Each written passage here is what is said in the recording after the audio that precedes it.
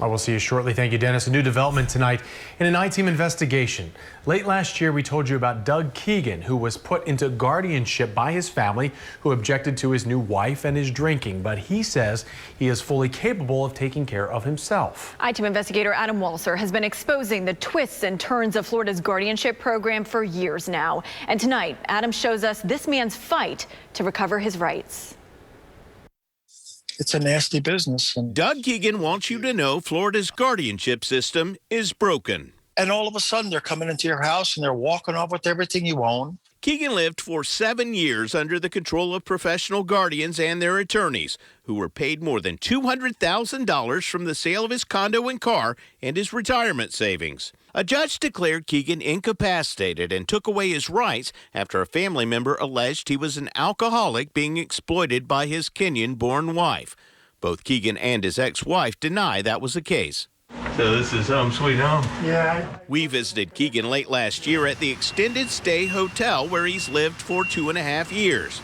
Okay, so this is the kitchen. It's small, but it's got a microwave and a toaster oven. His bike was his only transportation. He wasn't allowed his own money. He could only use a debit card at a few places. I'm allowed Denny's, McDonald's, Subway, Golden Corral, Chick-fil-A. And then there's a Dollar Tree I can go to. This has been going on for months, folks. We need to get this done. After our story, a new judge granted Keegan a hearing based on an evaluation by psychiatrist Gil Lickshine. Do you believe that Mr. Keegan should be restored to full capacity today? Yes, I do believe that. We scored perfect, and to me it's like that doesn't warrant any further workup. But Keegan's guardian's attorney, Kyle Fletcher, objected to Lickshine being picked to evaluate Keegan without Fletcher's approval. How many hours did you spend talking to Mr. Keegan, sir? About 3 hours. Okay. Fletcher told the I-team in December that Keegan can't take care of himself. He's incapacitated, which means he actually doesn't understand anything you say. Keegan's attorney, Leslie Federigos, disagrees.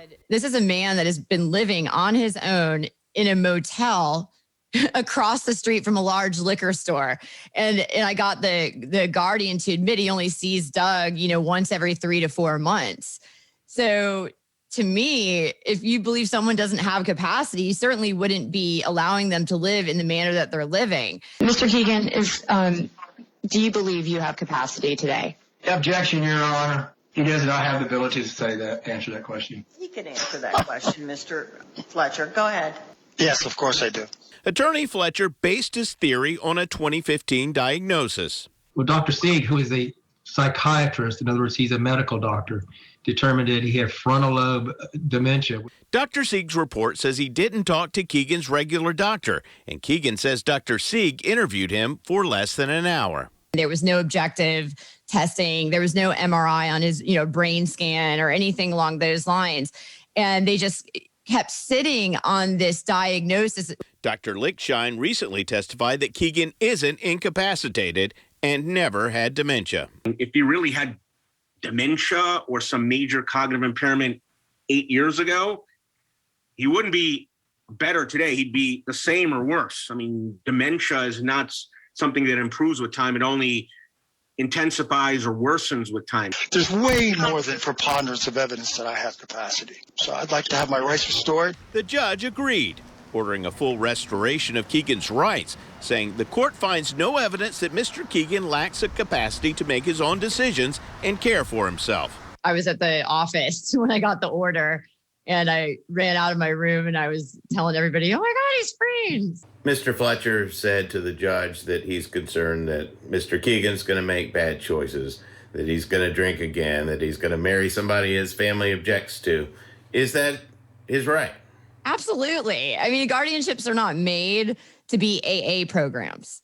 Guardianships are not made to pick and choose, who you're supposed to marry. I mean, that is way overreaching.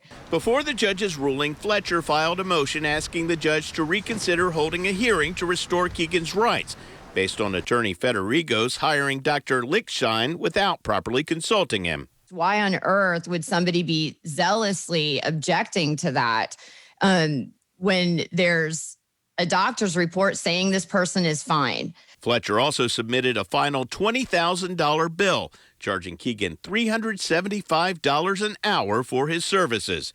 Keegan says he hopes in the future others won't pay the high price he has as a result of Florida's broken guardianship system. It just takes people like you and me and others to just, kind of look at the mechanisms of what's going on in society and say, all right, we need to change this. We just change this.